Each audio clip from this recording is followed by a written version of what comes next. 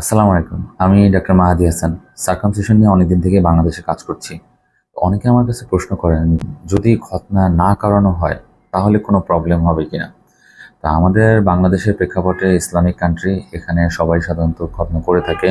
তাছাড়াও কিছু ভিন্ন ধর্মাবলম্বী লোক রয়েছেন যারা সাধারণত খতনা করান না। কিন্তু পরবর্তীতে তারা কিছু সমস্যা ফেস করেন। যদি খতনা না করানো হয় তাহলে খতনা মানে কি? খতনা মানে হলো আমাদের অবশিষ্ট যে চামড়াটা থাকে সেটা আমরা ফেলে দিই। যদি এই অবশিষ্ট চামড়াটা আমরা না ফেলি, সেখানে ময়লা জমতে পারে, সাদা সাদা ময়লা জমে, সেখানে ইনফেকশন হয়, ফাঙ্গাস জমে এবং এগুলো ক্লিন করাও অনেকের পক্ষে কঠিন হয়।